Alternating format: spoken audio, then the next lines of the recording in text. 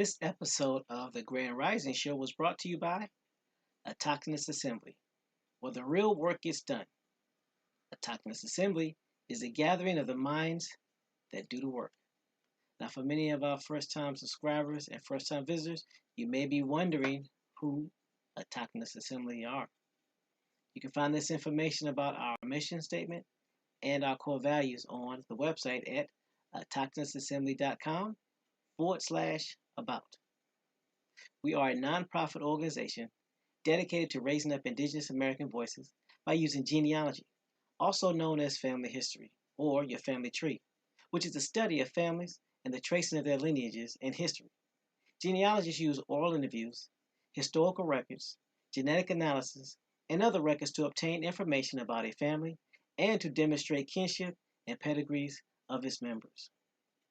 Our core values are the foundation of our company, which is essential to our success and serve as a lens through which we evaluate every business decision. Those core values are, but are not limited to, integrity, which is knowing and doing what is right, respect, which is treating others the way you want to be treated, responsibility, which is embracing opportunities to contribute, and servant leadership, which is serving the common good. Now, at Autochthonous Assembly, we have a couple of goals here. And our first goal and foremost of the reason why we do everything that we do is to ensure that we help you do your genealogy and connect back to your tribe and find out where you are from. Everything that we do from the standpoint of the Grand Rising Show and all the information that's posted on the website is dedicated to that one specific purpose, helping you find your genealogy, find your relatives, find your family so that you will know exactly who you are. And if you choose to, tie back into your tribe, whether that tribe is a Native American tribe, an American Indian tribe, whether it's allowing you to determine which house in Africa that you belong to, or what clan of Scandinavia or Europe or France that you belong to. Either way, our goal is to do just that, help you find out who you are so you know exactly where to start. We are not here to tell you who you are, and we're not here to tell you who you are not. We're just here to help you discover your beginnings. Another one of our missions is to help you become financially independent so that you can help your generations for the next 7 generations and be able to put a stable foundation for you and your relatives. And if you should choose to use this information that we provide free of charge to help not only yourself, but your community and your tribe, then we will do everything in our power to make sure that gets done as well. And remember, our goal here is to make sure that we help you get exposed to this information to put you in the best situation possible. So now what I'm going to do now is return it back over to the panel to see if there was anything I missed, and I will go ahead and get set up so we can get ready and get digging into this information. Panel, take it away.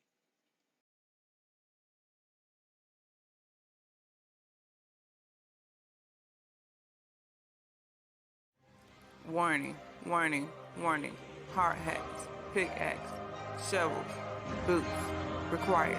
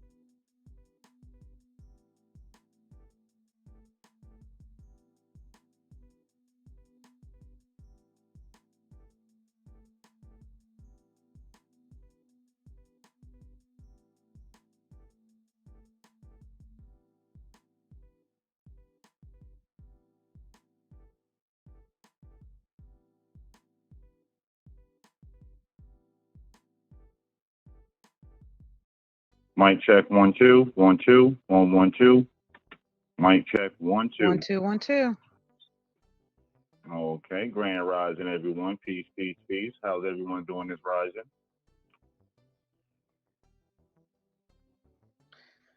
Doing well. How about yourself? Well, I thought that I'm was a no recording, different. so I'm not doing so well.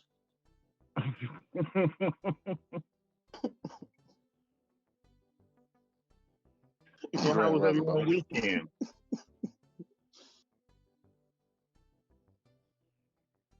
It was great. Actually, Oh, it didn't feel that short. You know what? I agree. Absolutely. I agree. It did not feel that short. Yeah, it didn't try to speed by on us. No, this one was extended.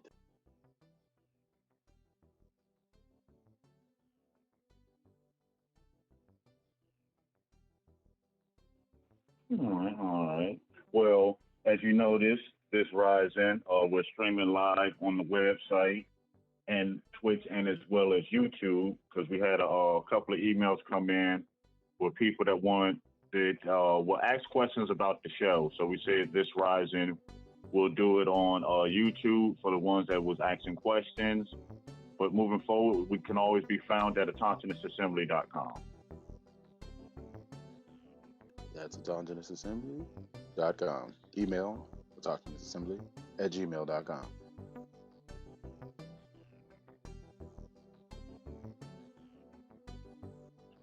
So anything interesting this weekend?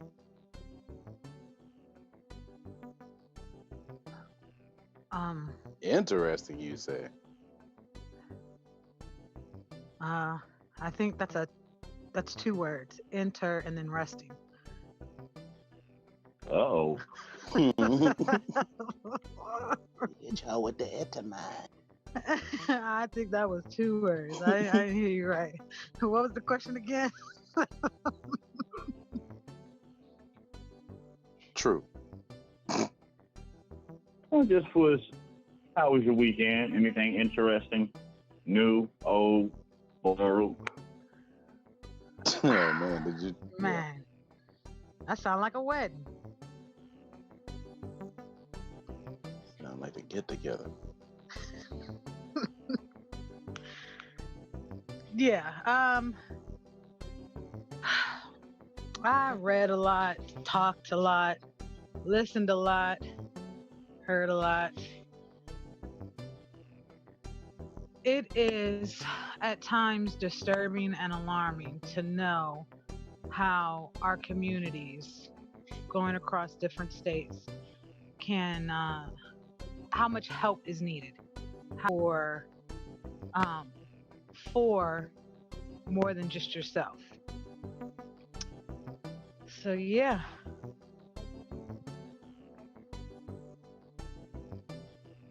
Big facts. Anything with you know sell out? Look, I'm looking at every place in this country as an opportunity zone. That is all. It's time to get to work. You know it. Well, most people probably know over this weekend, a lot of conversations been going on in the community. A lot of finger pointing, blaming, old stuff coming back up and whatever.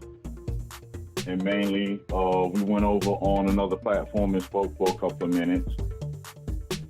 Just to set the record straight on some old issues that been passed. So hopefully people can patch up whatever it is they need to patch up and move forward. You know, because again, if this is about community, and be willing to take responsibility for your actions and actions of your environment. And we have to be cautious, especially those of us who are on these platforms and speak to the community, that whether you like it or not, you are in the role of leadership. So before you do something, before you say something, you should really take the time out and think on what it is you're saying and what it is you're doing, and how can it potentially affect someone else's life. Because we have brothers and sisters using information because they're in hard times and trying to find a way out. But what happens when they get misleading information and they're thinking they're using it on good intentions? Then it makes their situations way worse and jams our communities up even further. So again, before we start passing information on to our communities, let's make sure if we're gonna call ourselves researchers, we research and vet any bit of information before we pass it out amongst our communities.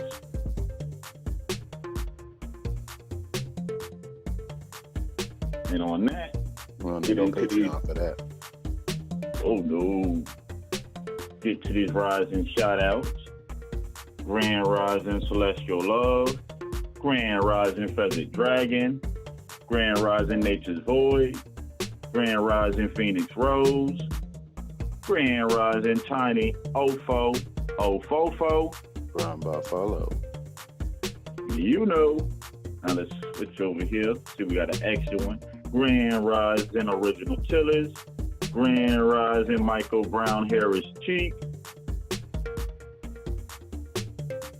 And that's everyone I see right now between the chats. And as they come in, I'll make sure that we'll catch them. So any more thoughts? Anything anyone want to say before we start getting into this Rising's information?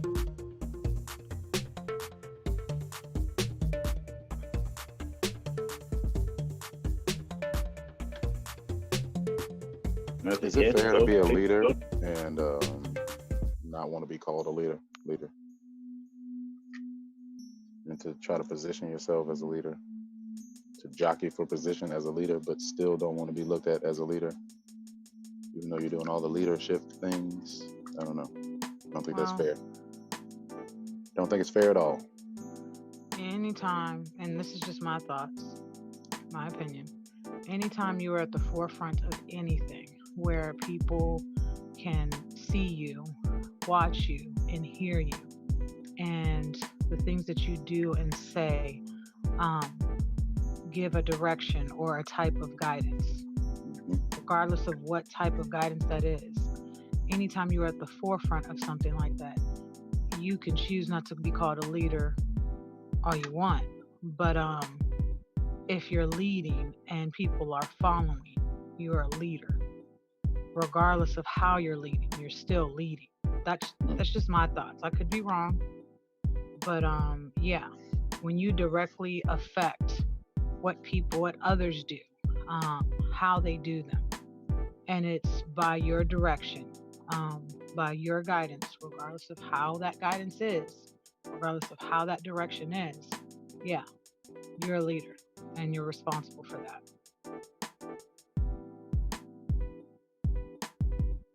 I agree.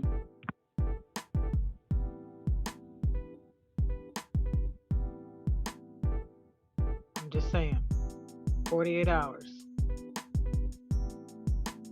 Yeah. And correct, Michael Brown Harris Chief. A lot of people acting like they don't know who's doing what, who's pushing sovereign citizenship movements and packets and things. And that's the dangerous thing about it. I mean, again, how can we call ourselves a community when there's things that there's evidence and proof that are dangerous to our brothers and sisters, and we just go on like business as usual, you know? And to answer a question that was said over the weekend, Autonomous Assembly has never left the community. We set out to do what we said from day one. Build an institution that's independent of YouTube and other third parties. Someplace to where we can get together, communicate 24 hours, that's our own platform. And when I say our own platform, I don't mean the A2 staff or panel. I mean the American Indian community. A forum to where we can store our records, our story, our digital archive. A place where we can come together and have our conversations privately amongst each other on the group. And it wasn't done to brag or boast. It was done to show that it can be done, that we can build our own. To the point when we say Autonomous Assembly is a nonprofit organization. That is not to brag or boast. That's to show when we sit up here and we talk about these businesses and programs that we're just not talking. People ask for proof, but what more proof can you show when you put it on the line and go start a foundation for the embedment of your community and your people to show that it can be done in real time while we're going through the programs from a corporation that was created from the same programs? I mean, I don't know what more proof that can be shown. And really, I'm to the point to where I'm not even worried about that. We're just going to keep pushing this info out for those who need it, those who trying to enact change now, who trying to fix our communities, who are trying to tell the American Indian story, to try to make sure that our future generations have a solid, stable platform to stand for. We're going to keep it moving forward. Any other thoughts before we get in? I had a thought over the weekend, and it trickled over into this rising. And I pondering on it a while, and it was, what life do all of us? We come together, during the weekdays, every rising, and we've got the panel, we've got the chat, and then we've got the silent majority. And it was a question basically I asked myself: what type of life am I going back to every day? What am I doing?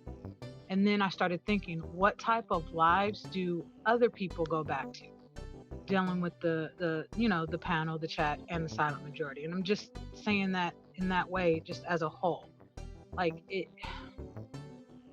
it's that self-responsibility. The thought was basically the self-responsibility on, we listen, we take in information, we're responsible for what we know. What type of life are we leading? How are we living in regards to self and community and others? Dealing with this information that we take in, that we share, that we discuss, that we research on, and what are we doing with this? What type of life are we leading with this information, and how responsible are we? Just my thoughts.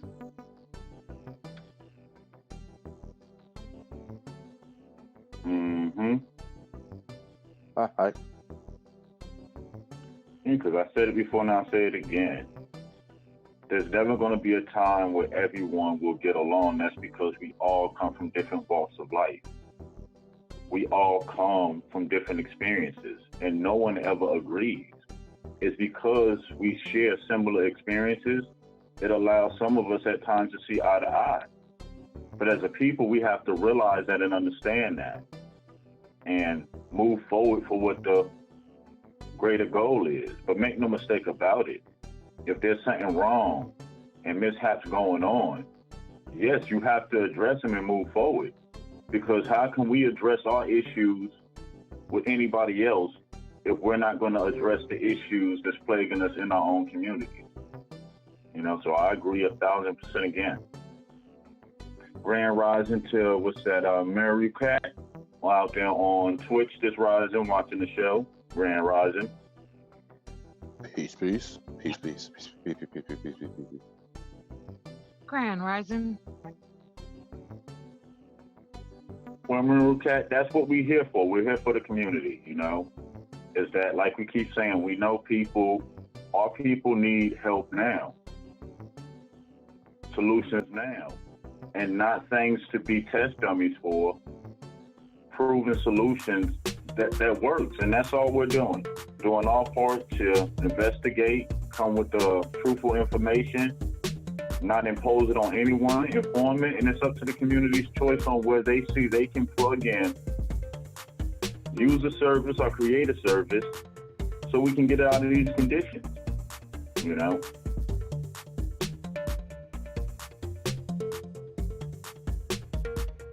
Getting this rising link together to post in the chat.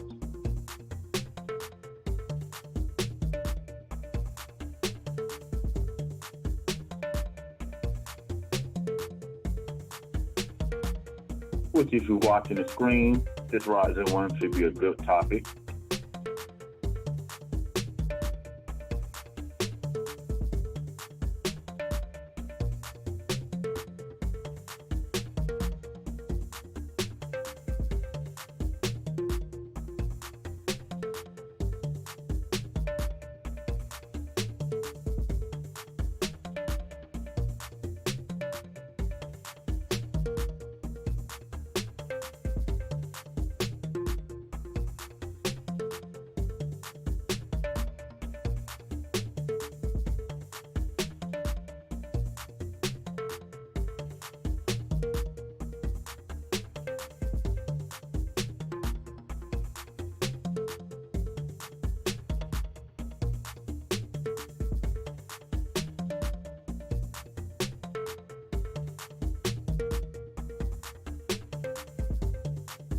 All right, the link is in all the chats.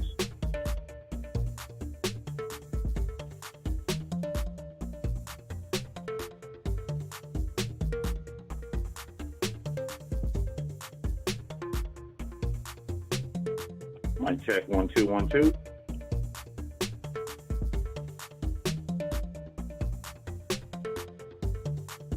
Mic check. I'm just making sure everything was all right. Got the link ready in all the chats, so whenever we're ready, we can start.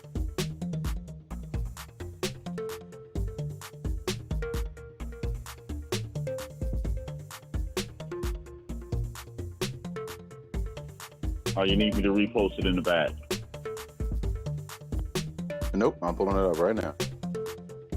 All right.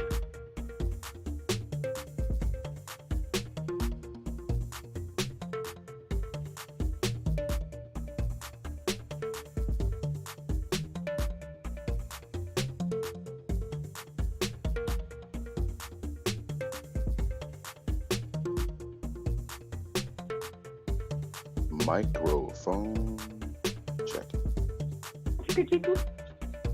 Business constitutional rights. Everything you need to know. What? Hold on. Who? What rights? What is this? Business. This is from upcouncil.com. Link is in the chats. Plural. Business constitutional rights. Everything you need to know. Seems like it's about to be specific. Uh-oh. Mic check. Grand Rising, piece of the chat. Business constitutional rights are the rights of companies, similar to individual rights, formed in the United States, which are afforded by the Constitution. I'm going to stop right there. Yeah, one more time, please. Just one more time for the nosebleeds. You know, I know it's early in the rising, but we want to make sure that was heard real quick. Yeah, I got you. All right, so that was under the business constitutional rights. Everything you need to know. Business constitutional rights are the rights of companies, similar to individual rights, formed in the United States, which are afforded by the Constitution. It's similar to individual rights. Business constitutional rights are the rights of any companies formed in the United States, which are afforded by the United States Constitution. Some business entity types have almost as many rights as individual citizens of the country. Hold up. I don't know. Maybe when I wash my hair, I got some water in my ear. You know how you think you be hearing things? You can repeat that one more time for me? Oh, I'm sorry, y'all. Just one more time. It's like a seashell over your ear. You can hear the ocean. Yeah. It says some business entity types have almost as many rights as individual citizens of the country. So you mean business and corporations out there have rights as citizens? Man, is it too early to say corporations are people too? Okay. Not privileges, but rights. Corporations are people. Yeah, a lot of people heard it, but I don't think they really understand what that means. But we will make sure after this. Yeah, they was mad at him trying to snake his way in, right? No, that's not how this works. He knew how this works. I'm gonna read that again from the top. Business constitutional rights are the rights of any companies formed in the United States, which are afforded by the United States Constitution. Some business entity types have almost as many rights as individual citizens of the country. The Constitution spells out rights of the U.S. citizens and the rights of the U.S. government.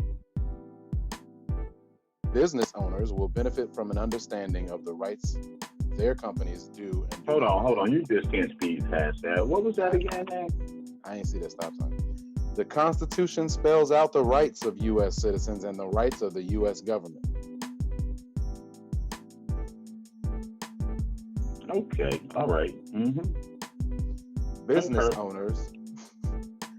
owners will benefit from an understanding of the rights their companies do and do not have. Uh-oh.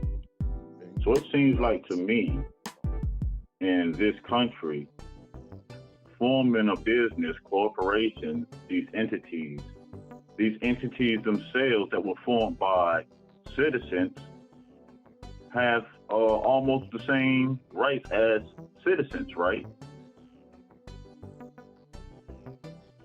In that short little brief paragraph, I'm just trying to make sure that's what we on the same page. It seems like they running the same race is all I gotta say. And last I checked, companies, corporations, LLCs, nonprofits, S corps, C corps, they all formed by people, right? Yeah, I don't think robots are doing it. And most of the time when you form a company, this company is the representation of the people of this company, right? Correct. Oh, okay. Just want to make sure before we move forward. Yeah, yeah. It's always good to check. Yeah. How does the Constitution affect businesses? When reading the Hold up. The Constitution can affect businesses. What you talking about? Yeah, because earlier it says it spells out the rights of the U.S. citizens and the rights of the government. But okay. When reading the United States Constitution, most people are thinking of the rights of the people versus the government. However, there are many ways that these rights also affect businesses. The Bill of Rights. One more time, no, Stella. I'm so sorry. I know you probably got a little whiplash, and I know, you know. Yeah, my bad. You know, I'm kind of like, woo. I'm just gonna keep apologizing to the passengers over the loudspeaker. Real quick, grand rises nature's void, grand rising to copper color ancestor. Peace, grand rising, peace to the chats. When reading the United States Constitution, most people are thinking of the rights of the people versus the government. However, there are many ways that these rights also affect businesses. Many ways. Mm-hmm. Yeah, let's find out what they talking about, shall we, brothers and sisters? I'm ready.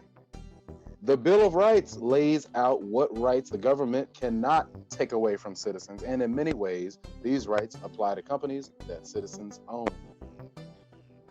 Oh, you know you got to. You know you got to, bust that UE. Speed through that? You said speed through that. Yeah. Okay, yeah, I'm going to have to rewind. Just for those who missed it. Yeah, that's the Bill of Rights. The Bill of Rights lays out what rights the government cannot take away from citizens, and in many ways, these rights apply to companies that citizens own. I think you just asked that question too. Corporations. Ultimately, the courts decide exactly how the Constitution applies to businesses in the United States and even those operating as foreign entities here.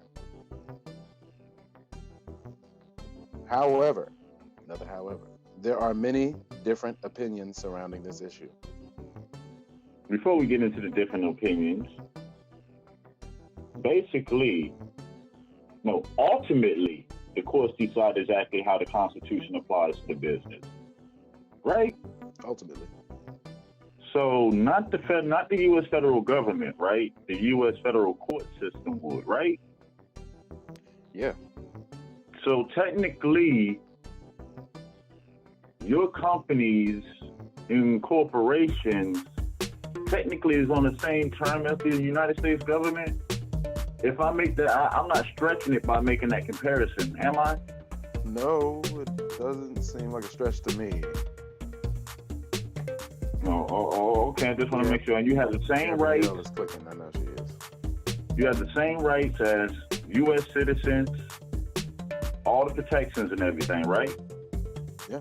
Okay. All right. We can continue. Just want to make sure that's understood so far. It's all been spelled out in a few paragraphs above. After ultimately, some of the specific aspects of the Constitution that affect businesses include the Commerce Clause, the right to free speech, the right to free association, the regulation of Congress, the rights of corporations. Not linked.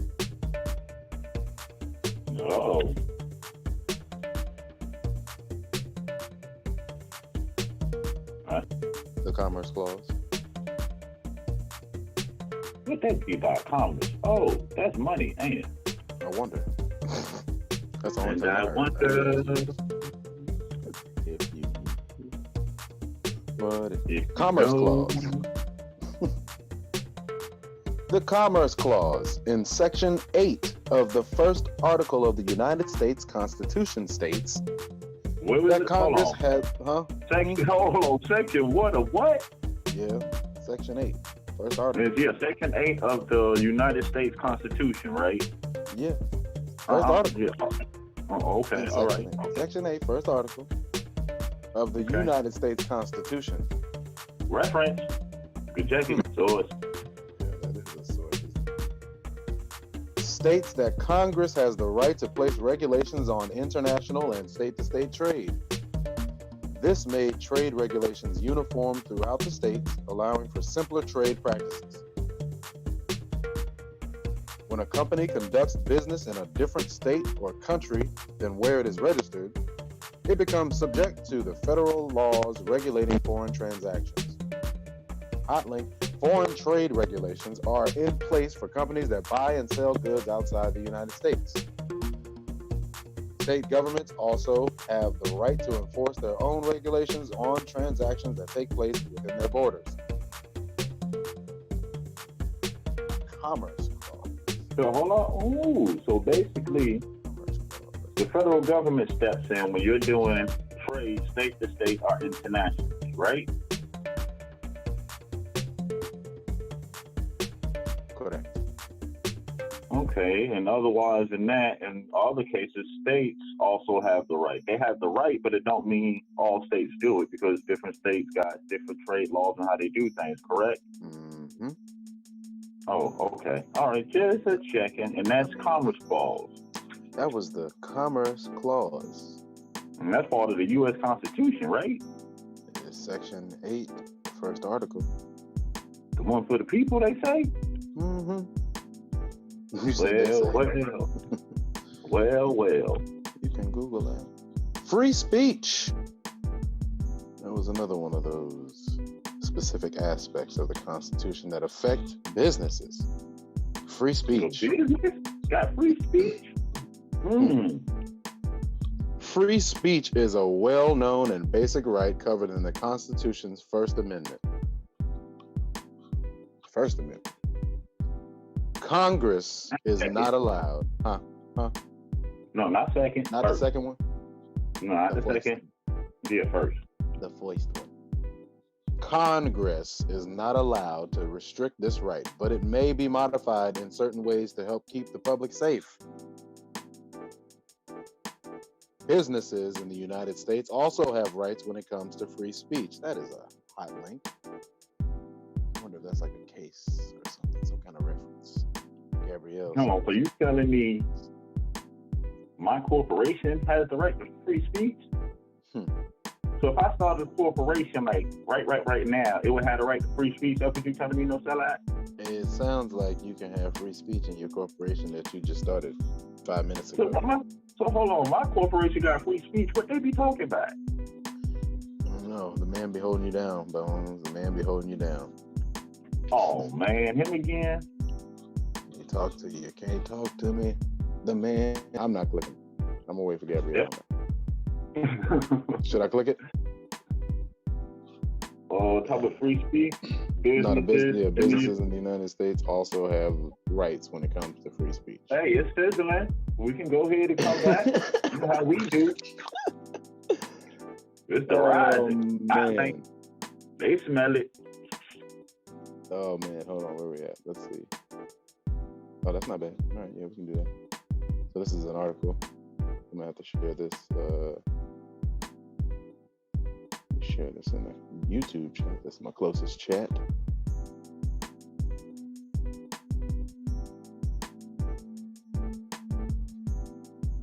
Well, if it's an article, we can save it. Get back Okay. to it during the middle of the week. Yeah, That'll during the work. week. And I'll put that in the back chat then. Mm-hmm.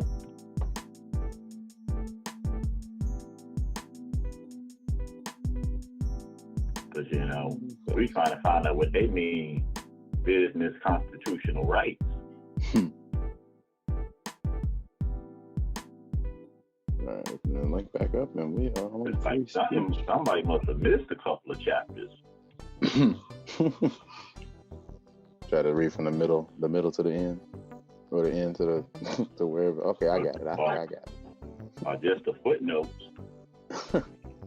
From somebody else that failed. Under the campaign finance reform, businesses were kept from donating to any political campaigns. Some viewed this restriction as an infringement on a business's right to free speech. A few years later, a majority of the Supreme Court agreed and decided to lift this. Organizations that can invest up to 49.9% of all their total income towards any election, candidate, campaign, advertisement, or influencing of any election. And they got rights. I got a question. What's 49% of infinity? I'm asking for a friend. Yeah, because they have as nonprofits, there is no max ceiling of how much you can take in. Ain't no cap. No, there's no cap. No, really, no cap. No, not that other one. Not that new cap. We talking about no. Never mind. Yeah, that's the new. Yeah. Free speech. Yeah, not the new cap, the old cap. Yeah, the old Big cap. deal. No. Let's see where we at under the campaign. Yep. We're on free association, Bones. Free association. Free. The right to free association, that is under some, not even all of them, some of the specific aspects of the Constitution that affects businesses. Free association. Just as citizens are afforded the right to associate with certain beliefs or people groups, businesses are also allowed to make this choice. Wait. One more time for the nosebleeds. Just one more time, please. These businesses are starting to sound a lot like citizens. Free association. Just as citizens are afforded the right to associate with certain beliefs or people groups, businesses are also allowed to make this choice. Oh, did everybody hear that and get that loud and clearly? As a business, this business can dictate if it want to have religious affiliation, if it only want to deal with a particular type of group of people from particular neighborhoods and areas. Let's start filling in the blanks, y'all.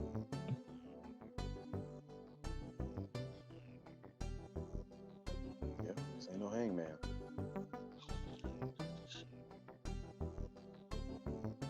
Especially when they give you the business answers owner. at the same time. Sorry about that. No, you good. A business owner has a right to support different groups or religious beliefs by making information available to his or her customers through flyers, signs, and other means. Wait a minute. A business owner has a right to support different groups or religious beliefs by making information available to his or her customers through flyers, signs, and other means.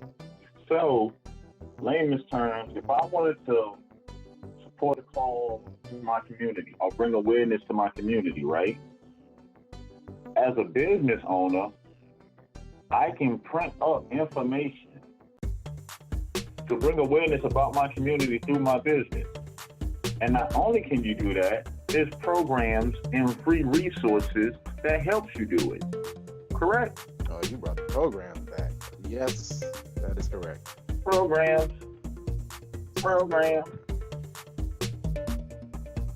Yep. Man, okay. This is still the beginning.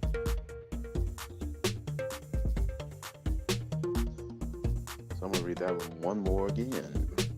A business owner has a right to support different groups or religious beliefs by making information available to his or her customers through flyers, signs, and other means. Now, I see it says his or her and business owner. It's not really talking about the business, quote unquote, the business as an entity. It's talking to you, sir. This does not necessarily apply in the case of hiring, however. This does not necessarily apply in the case of hiring, however. A business... It don't. It don't say don't. It say it don't necessarily. Don't necessarily. Necessary? Is it necessary? This does not necessarily apply in the case of hiring, however. A business must offer equal opportunity employment to indigenous beliefs, race, or otherwise.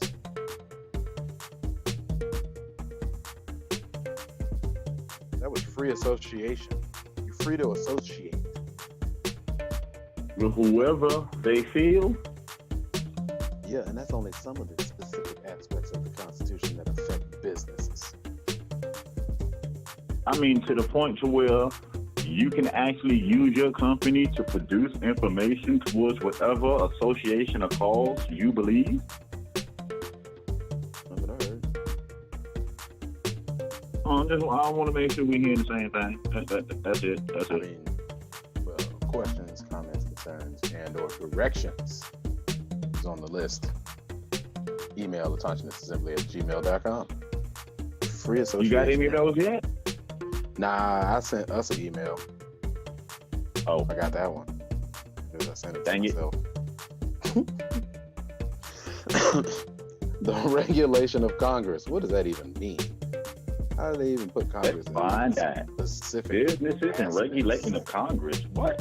Who regulating what now? Regulators, clearly. The regulation of Congress. The rules of the Constitution are meant to regulate Congress, not businesses or citizens. Therefore, One more time. Hold on, one more time, please, for people who don't, who might have misinformation on that. One more time, please, just to get some clarity. some people might have to just go grab some Q-tips this rising, if you use Q-tips. This is under the regulation of Congress. The rules of the Constitution are meant to regulate Congress, not businesses or citizens. Therefore, the right to free speech means Congress cannot restrict someone from speaking his or her mind, but a business may be able to. Yeah. We're going to run through that one from the beginning Gabrielle all the way again so people can understand this very clearly. Congress can't do it, but a business can. So what we're realizing right now, there's certain parts of owning a business and being a business owner that's outside of the reaches of Congress, correct? That is correct, sir. Okay, I just want to make sure. I mean, okay. I think I might have heard Gabrielle not yelling. But I'm going to read that again. Regulation. The regulation of Congress. The rules of the Constitution are meant to regulate Congress, not businesses or citizens. Therefore, the right to free speech means Congress cannot restrict someone from speaking his or her mind, but a business may be able to. Yeah, see. For example, a radio show has the right to not allow a certain person to speak on its program or to say certain things. Ultimately, such issues are decided by the Supreme Court, and there may be some exceptions depending on the circumstances. Oh yeah, them constitutions and bylaws that your business form, how tight those are. And Constitution by these just won't go away. Message.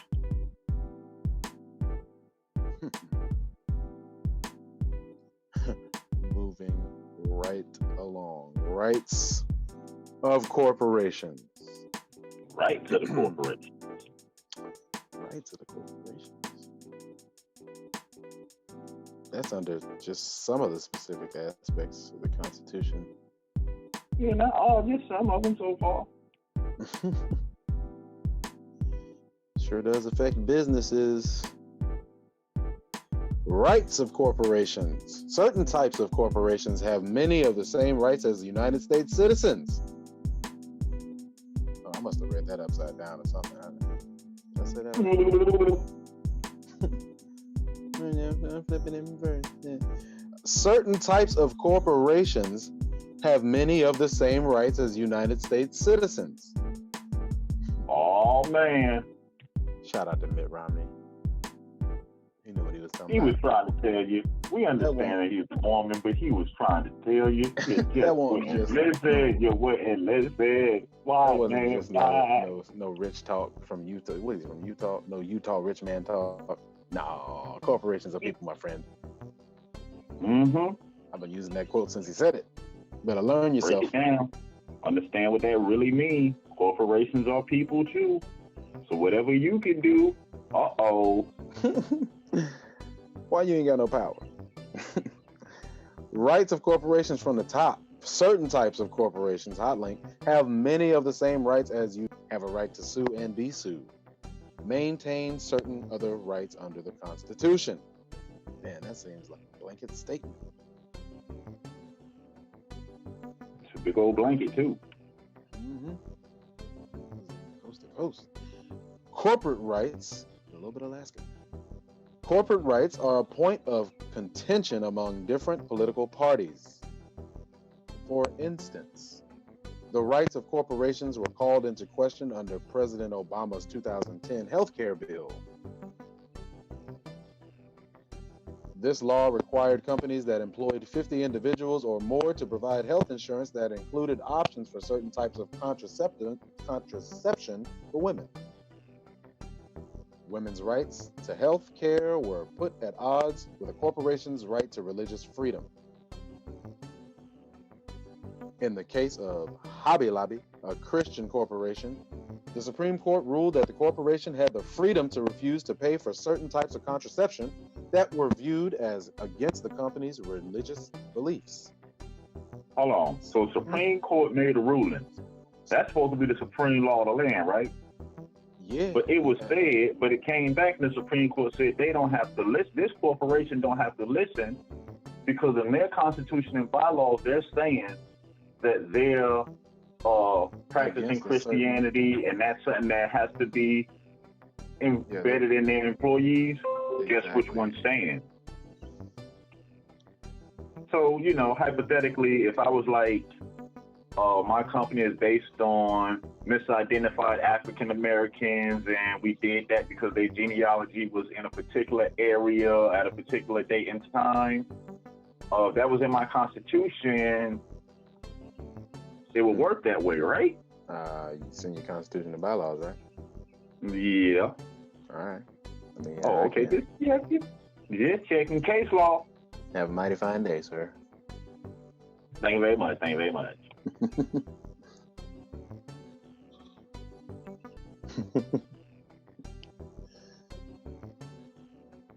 Oh, where was I? Some believe. Oh yeah. Last sentence. Okay. Some believe this puts the rights of the corporation above the individual rights of its employees. Okay, don't be an employee. If you need help with business constitutional rights, you can post your legal need on UpCounsel's marketplace. That's a hot link. Shout out to the source here. UpCounsel accepts only the top 5% of lawyers to its site. Lawyers on UpCounsel come from law schools such as Harvard Law and Yale Law, and average 14 years of legal experience, including work with or on behalf of companies like Google, Menlo Ventures, and Airbnb. Shout out to the lawyers. I believe they was doing the work. They went to lawyer school. What's that called? Law school. Now, you got to tell me, no, Salah, what you think about what we just went through? Corporations are people, my friend. That's my quote. That's all I say. Basically on how you set it up and design your corporation to run, correct? Correct. And as we have read and pointed out plenty of times in the past, with your constitution and bylaws intact and how you format them will dictate how that corporation can run and the laws that run this and govern this corporation, right? This is correct. And technically, when people saying the federal government runs your company and this and that, that is very misleading, correct? Yes, it is. Most definitely. And for people who think the Supreme Court runs businesses, that is very misleading, correct? I was confused. I mean, I could have swore we brought up a case of, everybody know Tom Brady, you know, New England Patriots, you know, a lot of football fans, had a potential case. So where the NFL told him one thing and he didn't like it and he went to the Supreme Court, correct? He made it. And the talk's gone. that little trip to the Supreme Court, how did that turn out? Do you happen to know? What did they say? They said, I can't do nothing for you, man. Oh, the Supreme Court was like, no, the NFL already have their regulations on how they deal with their policies and things of that nature when it happens. It was in their constitution, right? In there. I mean, I don't know why he wouldn't have read it. I don't even know why his lawyer or agent or somebody wouldn't have read that. So to the Supreme Court, it was a hands off. You go now.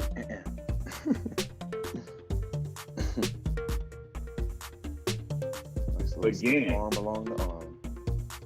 We also know by doing the research of nonprofit and also being a part of a nonprofit that structured right, nonprofit entities can be tax deductible, tax free, correct? Oh man. Yes, that is true. Okay, so now let's say, hypothetically just speaking, y'all just work with me for a minute. Hypotheticalize. Yeah. So let's say this nonprofit decides to have a membership and they want to base their membership off of particular stats. You know, like I said earlier, genealogy with family members tracing back to particular areas at a particular time. That's legal, correct? It is very legal. So then, if I built my membership that way and I wanted to extend a lot of the privileges of this nonprofit to these members, I can do that, correct? I'm going to say yes, that is correct. So, by designing my business and making sure all my I's are dotted and T's are intact, I can basically build a foundation to protect my community. Wow. Is that what we're seeing here? You just added that math up like it was 2 + 2. Wait a minute. This is back to the community again? You can protect the community with all of this? With your business? With your business. Oh, okay. Because your business got constitution and bylaws, and you can write up whatever you want in there, your clauses. Okay. All right. I'm picking up what you're putting down. I see what you're saying. So, by the same token, this same corporation can have governance, right? Self-governance, because the laws are created by the corporation, the board, members and stuff of the corporation, correct? I don't know a business that's not self-governing if it's a business. You know, you coming up with your constitution and bylaws, you making sure everything, okay, non-disclosure agreements and everything. Okay, yeah, I mean, it's on you, baby. So membership and everything up under this would be basically all up under that constitution and stuff, correct?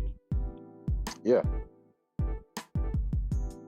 You can also form nonprofit entities to do this as a town as well, correct?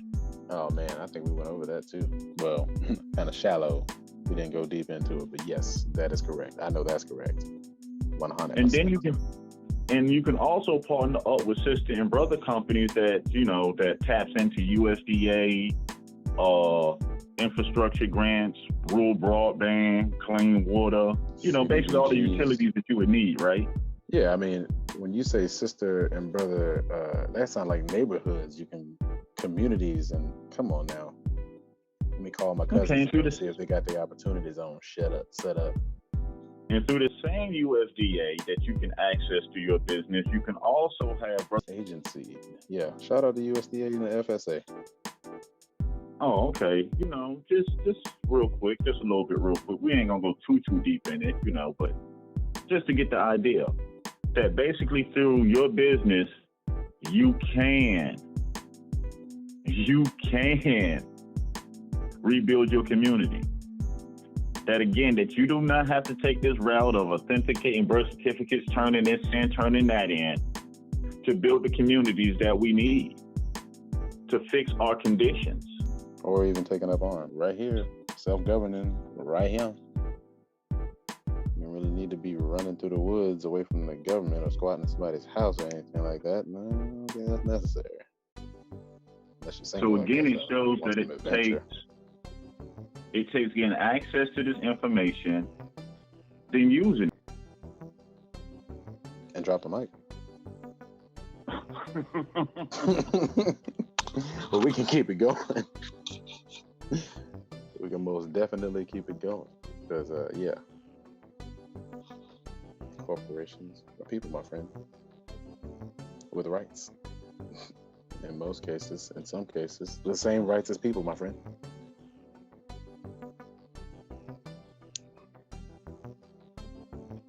And rights that Congress can't even touch, huh? You're not my courtroom. You're gonna have to leave. You're going to lunch soon. You can't do nothing about this. They're gonna be saying C and B's like it's the Airbnb, Constitution and bylaws. And C and B's. You got your C and B's? Yeah, if I remember correctly, I remember TMA did like a good whole week breakdown on that. You did what, yes. a whole, like all the 501Cs? Yeah, that's definitely on wax. That's like my favorite Yeah. series right there. What, like 39, 40 of them? Pick your favorite. Pick one that you qualify for. Pick one that your business fits. Man, no, they do not. What is wrong with you when you set them up? You know, don't you have a constitution and bylaws for that? Correct. Constitution and bylaws for everything? How can the government be confused? Again, it's like you said before, it's what happens when people spot read and take bits and pieces of information and put it all together to fit a particular narrative. Also, proof is not a problem. Email at autonomousassembly@gmail.com. You know this, man. Also, if we are, I didn't go back to the stream. Is our number posted? Yes, it is. Okay. Yep. So we can be contacted. All right. I'll just make sure.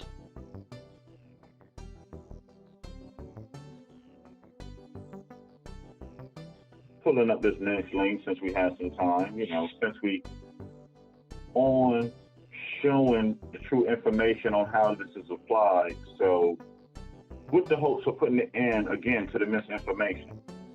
This isn't a bragging contest. This isn't to be hurting feelings.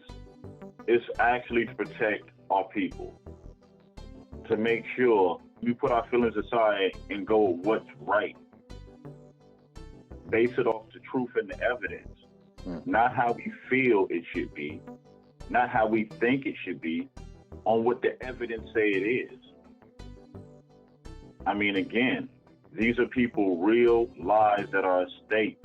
When we get on these platforms and we say things and we push information and we don't vet it, we mislead whole communities and set ourselves back. We Again, we gotta holes with this information, this misinformation. I mean, again, people throughout the statement that we just have a problem with people and this and that. That's why we know if there's information that someone contact us about and it's affecting them or their community, we're going to research it and we're going to bring it forward. We're going to bring the truth forward. People need to know. They need to know where this comes from. They need to know the truth on what can it cost you.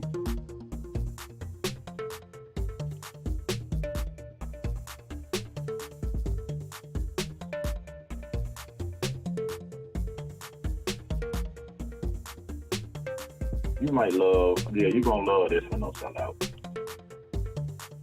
Oh, you're harboring links like Gabrielle, huh? This one wasn't back there, I understand. Dropping it right now.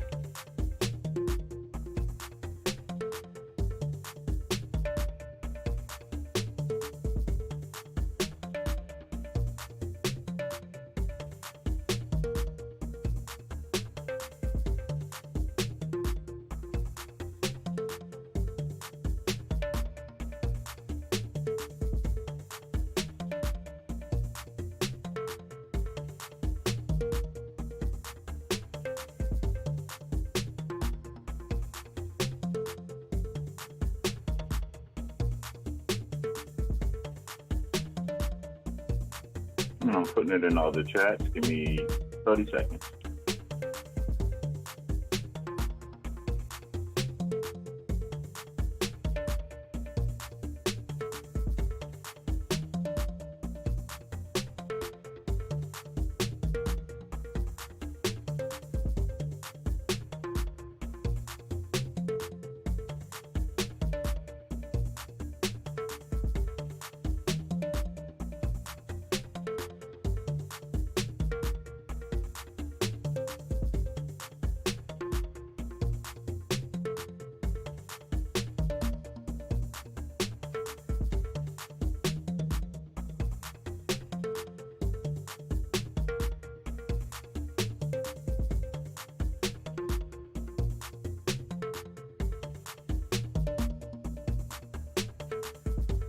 All right, got it posted in all the chats. You got it? Hold on, no, that's the wrong one. My bad. Let me get the correct one. Give me 1 second. That's not the right one. The business constitutional. Right. Hold off, folks. Hold off. Do not click the link. Gabrielle's already halfway through it. Sorry, Gabrielle, long link.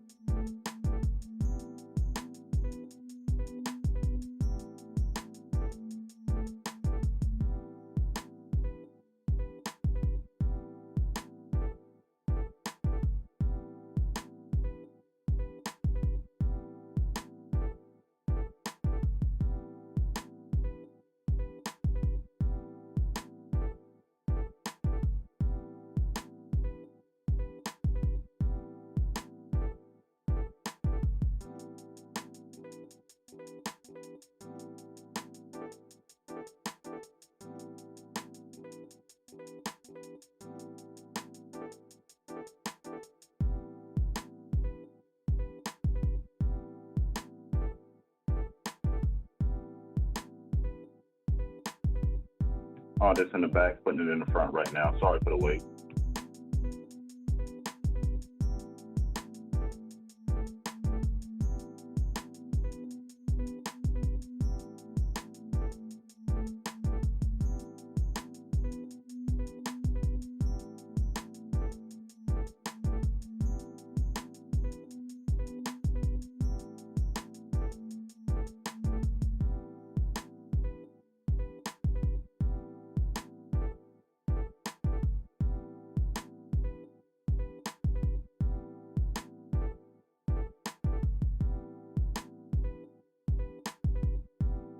All right, got it in all the chats. Ready when you are.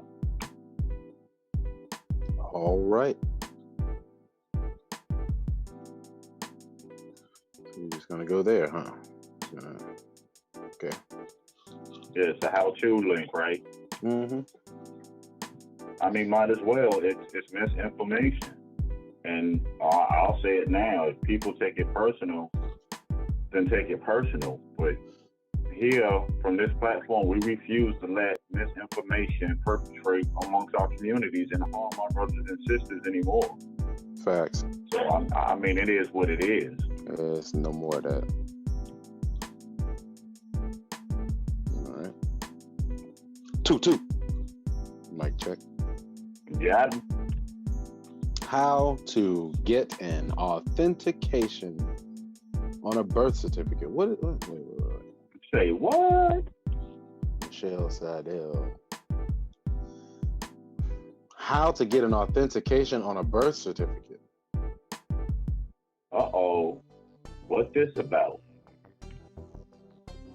Well, Bones is showing them how to. I don't understand. Let's get into this. Your birth certificate is usually your very first legal document, and you are too young when you get it to stash it away safely. Assuming a parent safeguards the original certified birth certificate. What? Yeah. Assuming that a parent safeguards the original certified birth certificate, isn't that what? Wait a minute. This is confusing. Assuming a parent safeguards the original certified birth certificate, isn't that good? Gotcha. Assuming a parent safeguards the original certified birth certificate, isn't that good enough for any purpose? Question. It is not. Yep, that is a question. Mic check. 1, 2. No, I was just acting out the question mark. That's it. No mind me. Yeah, I want to read it again. Assuming a parent safeguards the original certified birth certificate, isn't that good enough for any purpose? It is not sufficient to establish and authenticate it. Here's Hold how. on. So, getting your birth certificate authenticated deals with what again? It says, it is not sufficient to establish your birth in some foreign countries, and in those countries you may need to get it authenticated. Assuming a parent safeguards the original certified birth certificate, isn't that good enough for any purpose is the question.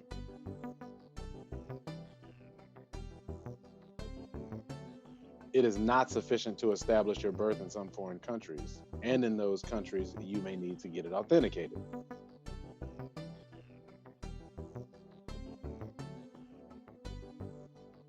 Hold up. See, I've been sitting here just scratching my head. Authenticating a birth certificate deals with being in a foreign country. So if you're authenticating your birth certificate in the U.S., technically you're saying you're a foreigner? I ain't saying I'm a foreigner. I just want to put that on the record. I don't even want to be a hypothetical foreigner at this point. Yeah, legally what it means. Yeah. This ain't my view. This is legally. Just making sure. I don't want to get 21 savaged. I want to get deported, telling us I'm not. I'm a foreigner. No, I'm not a foreigner. No. So here it says, here's how.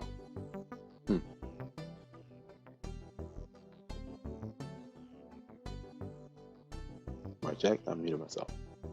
Nope, I hear you loud and clear. Yeah, drop down to why you authenticate your birth certificate. Why authenticate? Why authenticate your birth certificate? That's a good question. A certified. I think that's a question a lot of people have. You know, majority of the community be debating over that part. Yeah, I guess we're gonna really find out legally. I really didn't know. I don't. I hear why you would do it, and then I hear what the outcome. Why authenticate your birth certificate?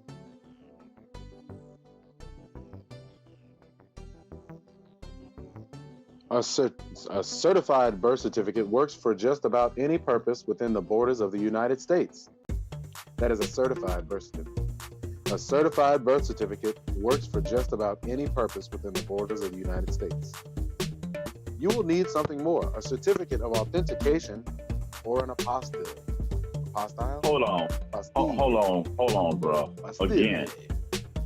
So someone telling our brothers and sisters, our American brothers and sisters, our Aboriginal indigenous brothers and sisters to authenticate their birth certificates are basically having them change their status to foreigners?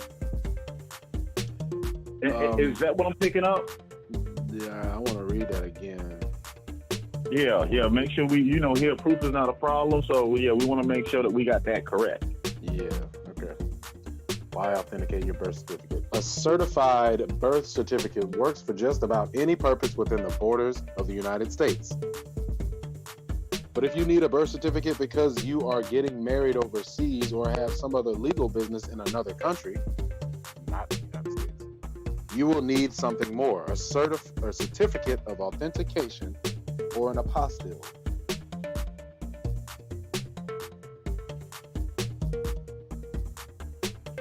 the U.S. Department of State issues both of these documents. Whether you need an authentication certificate or an apostille depends on the country in which the document will be used. Uh-oh. So you're saying that whether I need if I need it authenticated depends on the country. The foreign country that you're using it in. So again, when you get these documents and you send it in to the Secretary of State, you are identifying yourself as a foreigner, brothers and sisters. So it's saying that if I need a certificate of authentication or an apostille would depend on the country in which the document will be used. Yeah. So I guess here, the birth certificate authentication is what's used for foreigners in America. So you are saying you are a foreigner in America.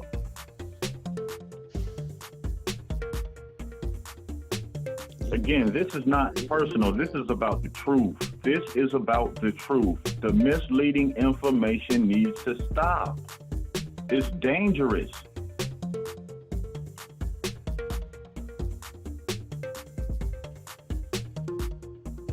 Questions, comments, concerns, and or corrections. Email attentionassembly@gmail.com.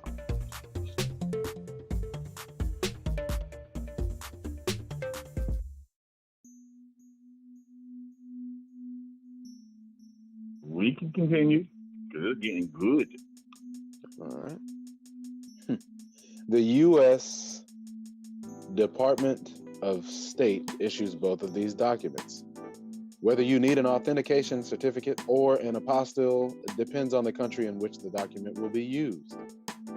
You'll need an authentication certificate for a birth certificate if you intend to use in countries that are not parties to the Hague Apostille Convention. On the other hand, you'll need an apostille certificate for use in countries that are parties to the Hague Apostille Convention. Uh-oh. Either or.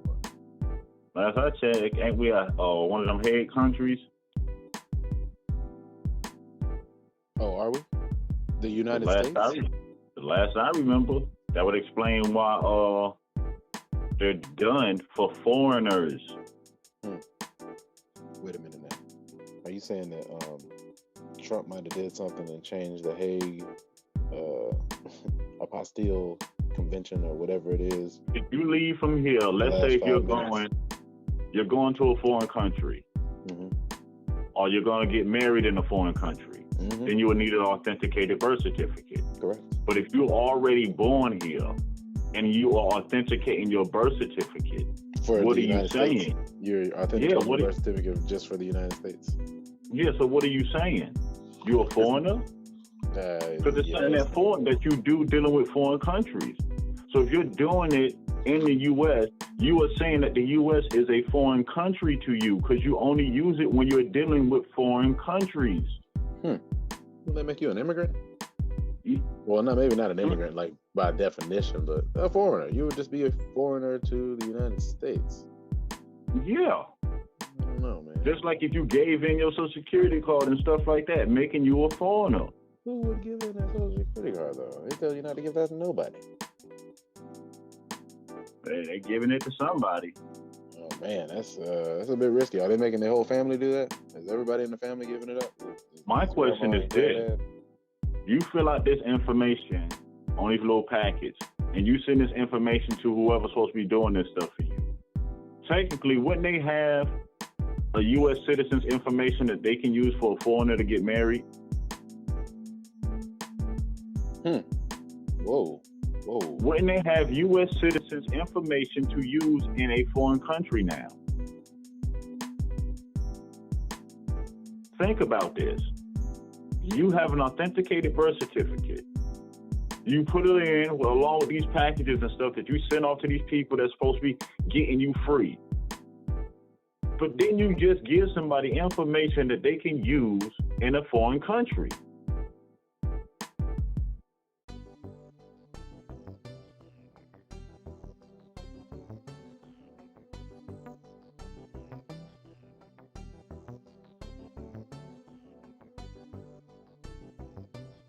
Grand Rising, EJ Coppertone. Peace. Oh man, I'm gonna check him out. On mute talk. Peace to the chat.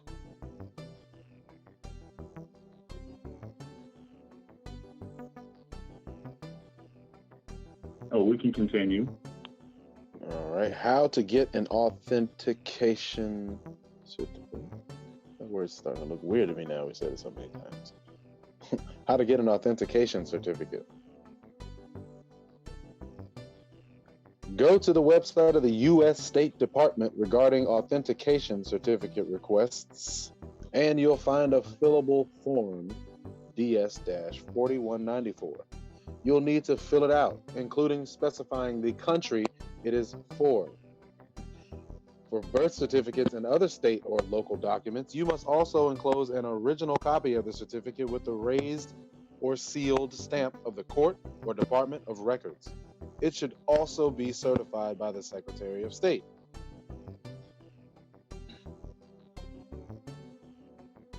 So again, the process of doing this is real, but what is it for? It's for foreigners. That's why when they tell you that you can go get the form, fill it out, and the Secretary of State do it, and you get it back, you think you did something when really that's what they do for foreigners. You high-fiving.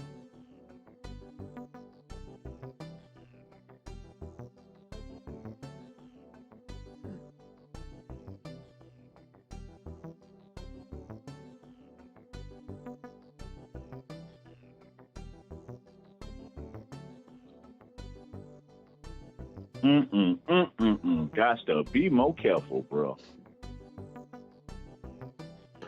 For sure.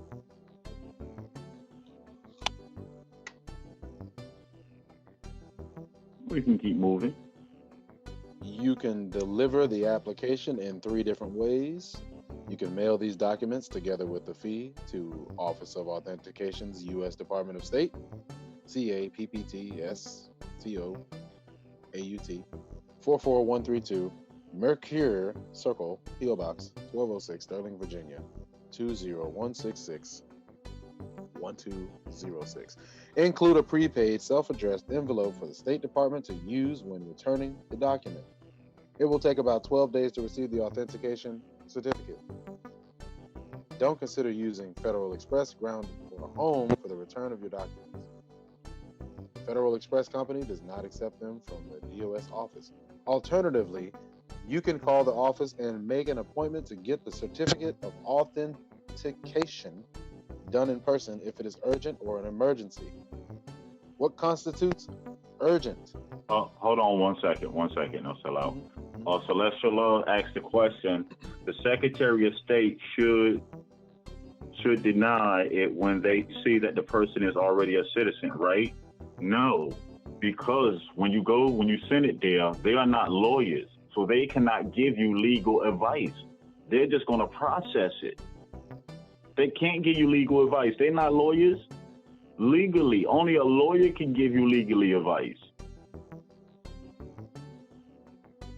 So again, if you do this in the fraudulent manner, they're going to process. Doing their job,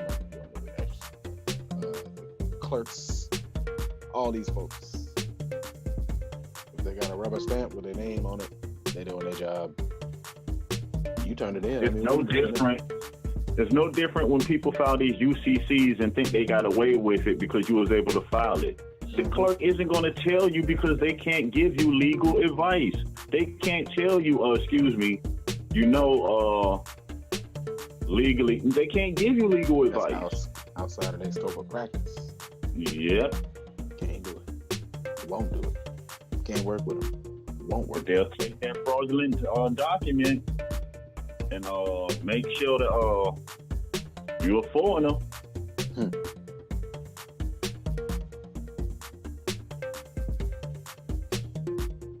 What constitutes urgent? Serious illness, injury, or death of individual or family member, or proof of travel within 24 to 48 hours of submission will do the trick. But other urgent/emergency reasons exist as well for expediting the document request. Finally, you can just drop off the package between 8 a.m. and 9 a.m. Monday through Friday. You'll need to pick up between 8 a.m. and 9 a.m. on the scheduled pickup date 2 to 3 days later. With the slip you are given when you drop off. You'll also need a photo ID if you are paying with a credit card. Yeah, shout out to that. How to obtain a California is another article, isn't it?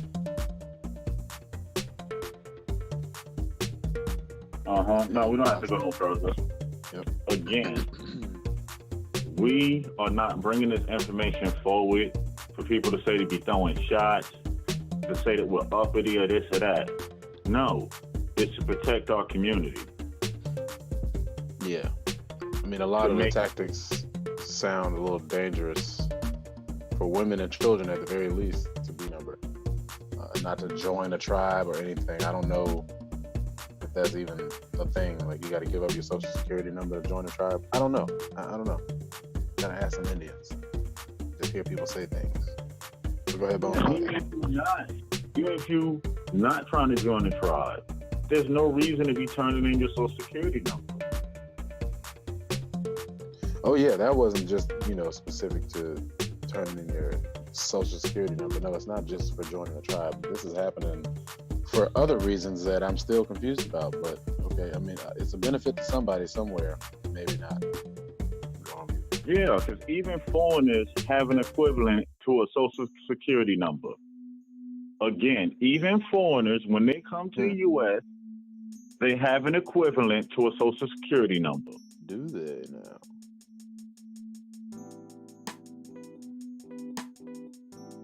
Remember, all U.S. citizens are nationals, but not all nationals are U.S. citizens. Yeah.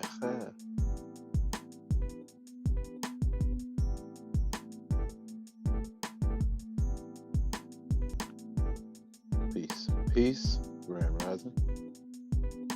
Peace to the chat again. Chats. Yeah, so, recap over what we covered this rising. Basically, everything you need to know about business, constitutional rights. And from what we talked about and went over, everyone heard the saying, businesses are corporations too. Well, people are corporations. Well, businesses are people too. Excuse me. Corporations are people too. Now, hopefully, the relatives have more insight on what that really means. Your business has the same rights as citizens. That design right that the Supreme Court can't dictate how the inner workings of your business is. I mean, so now imagine like we say, if we take the information in these programs and these resources that's available, and we set up our institutions, and we construct our constitutions to reflect the best needs of our community, not individuals, but the community that is drafted in the constitutions of our institutions. So once our time comes and goes, these institutions outlive us and they still do what they're supposed to do. And people saying that it can't be done, that's ridiculous when we can read about insurance companies that's over 100 years old. How do you think they're still here? Didn't they just do the 50 years of the Super Bowl? How do you think it's still here? Take a look at their constitution and bylaws. They're designed to where if the CEO was to fall down right now, it would still run. And all we're saying is, what happens when we do the same? What happens when we actually participate in our ancestor system? A lot of people ask how our ancestors was able to do it before in the early 1900s. It's because they didn't complain about it. The like-minded individuals got together and they built their communities by producing for themselves. Then by producing for themselves, they provided their needs. And then we're able to take the excess of what they produce and sell it to the regular market.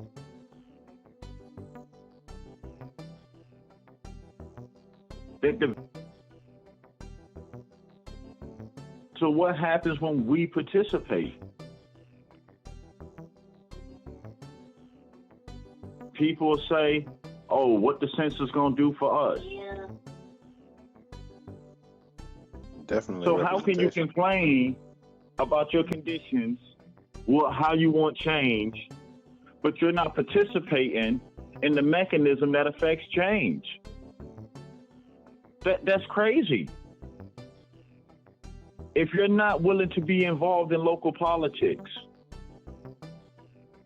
to get like-minded individuals in these seats so we can make change, so we can vote our own sisters and brothers and send them to Congress so they can enact laws to protect us. If you're not willing to step out there to put the work in, then how can we complain about the conditions?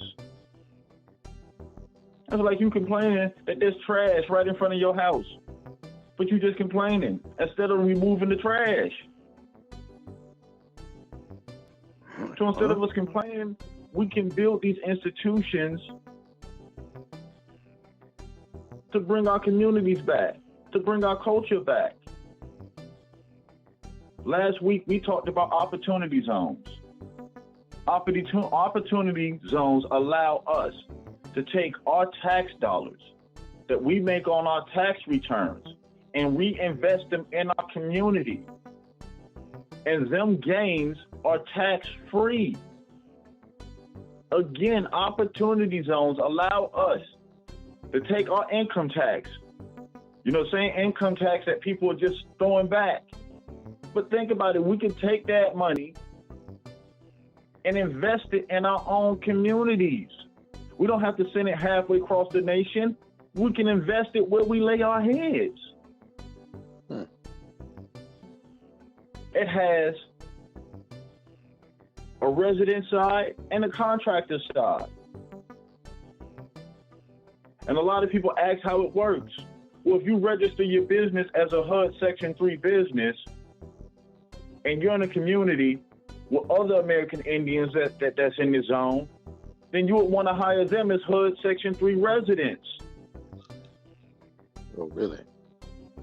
Again, if you have you register your business, which is free to register your business as a HUD Section 3 business, self-certified, you can turn around and hire the same people in this qualified area as Section 3 residents. And then tap in to help people in your community get training that they need in particular skill sets to build a more vibrant, more sustainable. Again, self-sufficiency to me. And it's not that complicated. It takes us to start complaining and whining and pointing fingers. And I heard something over this weekend, and I can't remember who said it, but it was very true. Change is scary to a lot of people.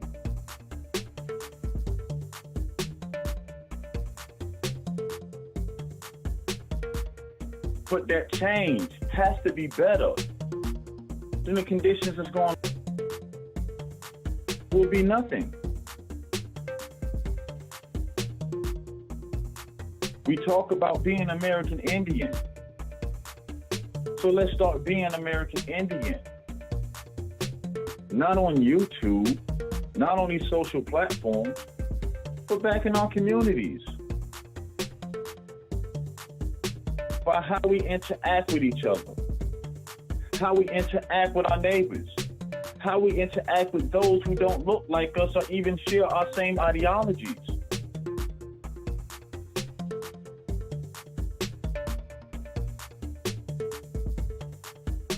Things can never go back to the way they were. The past is the past. It's already done.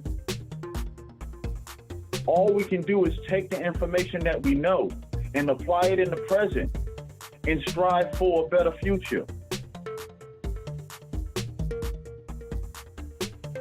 That again, that We all do not have to get along, but we all can agree that things must change. We can agree that at the rate we're going, we are doing more harm to ourselves than anyone else in the history of mankind.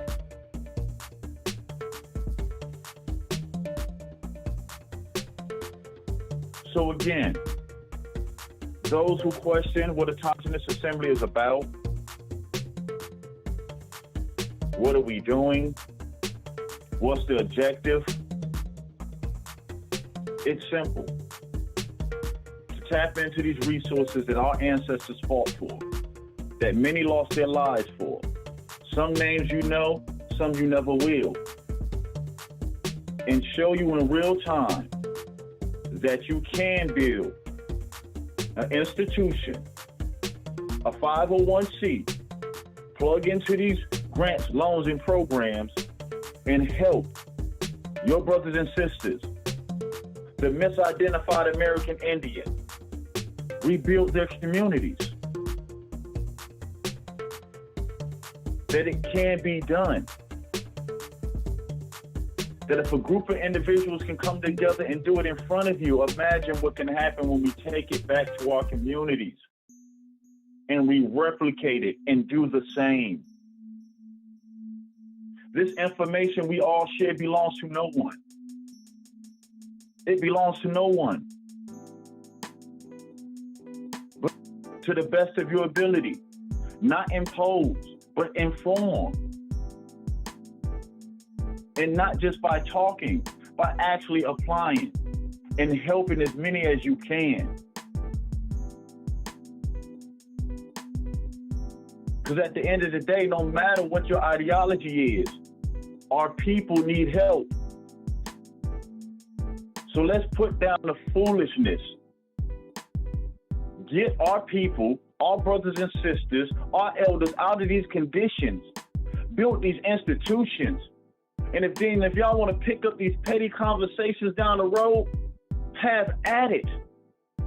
But if we keep spending so much time on that we done failed our elders, our ancestors, ourselves, and our children.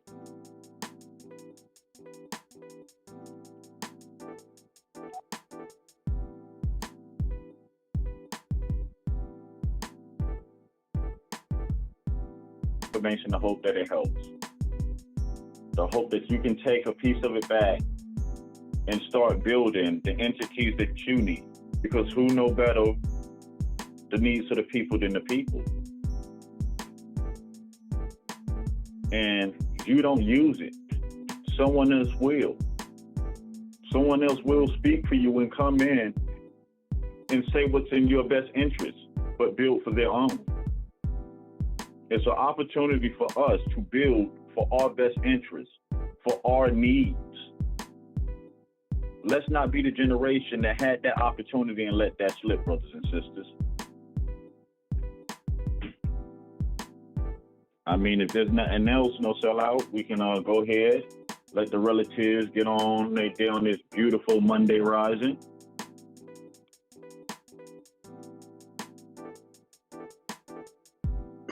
Oh, it's a Monday? And did you pour water on the mic or get it out the freezer or something? You expect me to just... I'm gonna go ahead and say something since Gabrielle's not here. Peace to the chats, plural. Peace to everybody that showed up today. Ready. Back to Friday for me.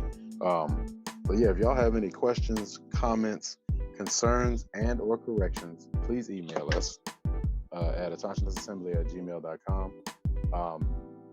My only thoughts, I feel like everybody should just get back to being community oriented. I feel like either some people skipped over that stage or just left away from that stage, and now it's just, I mean, obviously you can be for yourself first, but yeah, I think we just need to get back to that community oriented mindset, and then maybe you'll see what we're talking about if you don't see what we're talking about right now.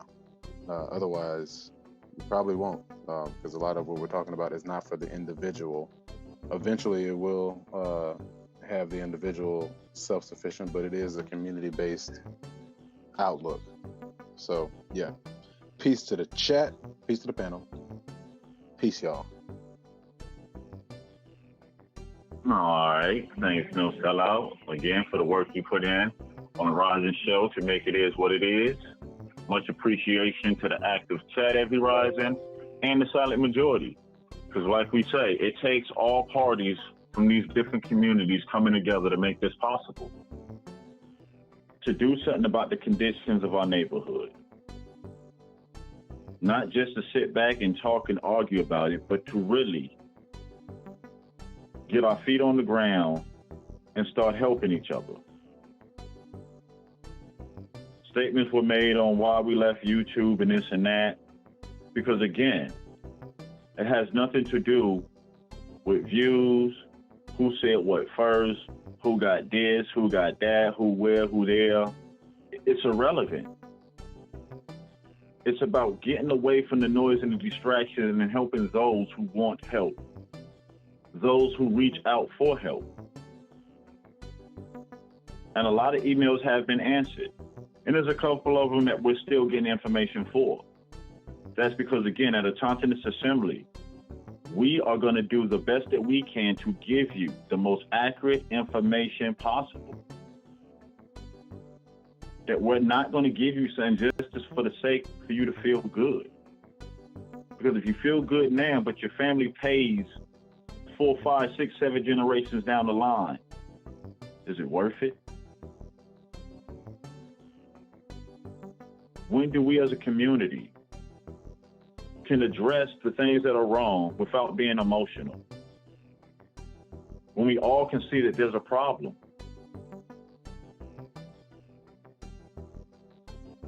When can we address misinformation without it being a screaming contest? And nothing but metaphors.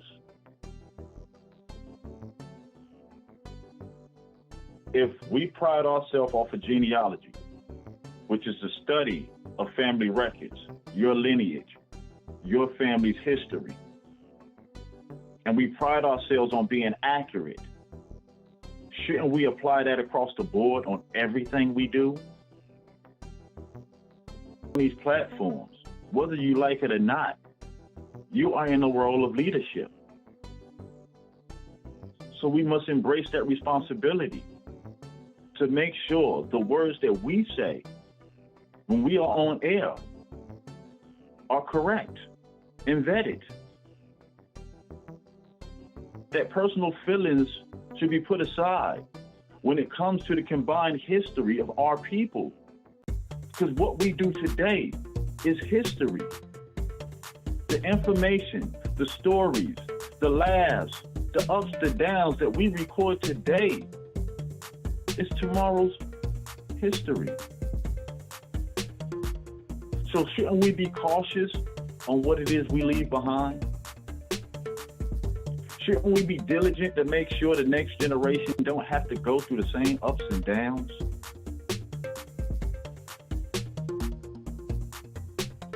People complain about not being respected as a community.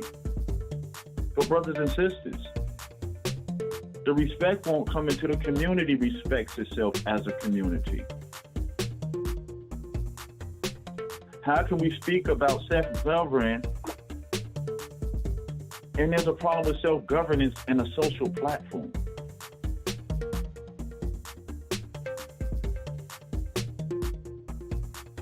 How can we sit back and say that we want to build better communities when the majority of people just don't want to follow rules?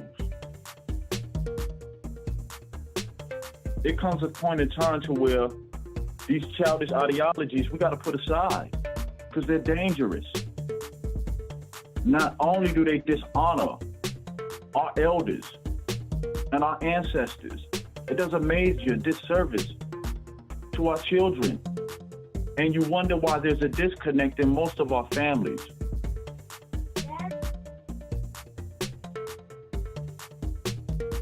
Facts. How can someone take us serious if we don't take ourselves serious? If you don't believe in you, how can somebody else?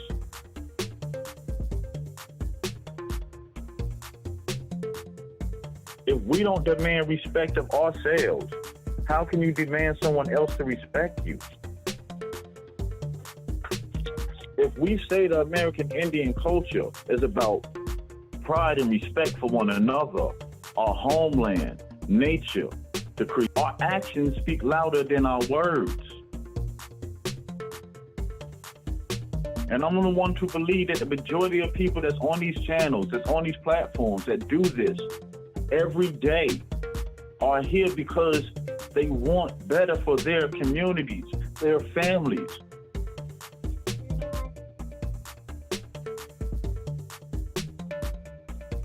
That's why I'm here.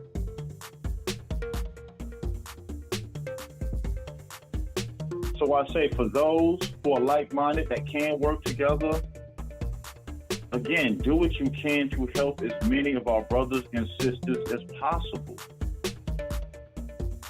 That in the end, those who are going to criticize and talk, let them talk. But history will be our judge. The Creator will be our judge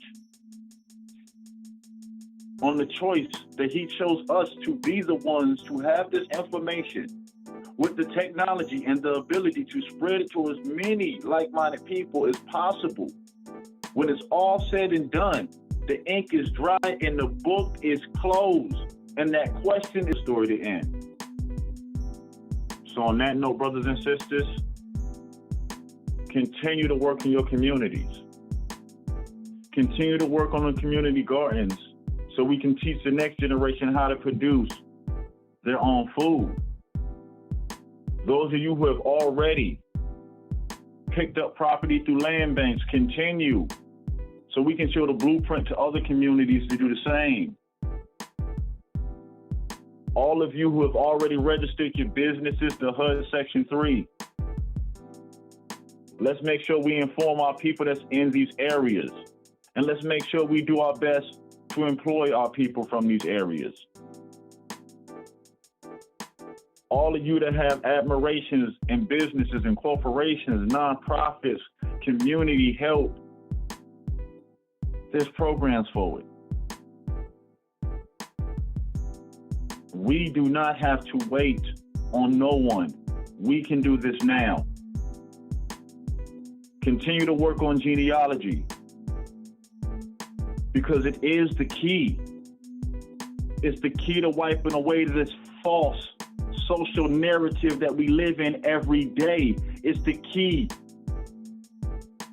to removing these false brands and pet names that was applied not just to us, but to everyone.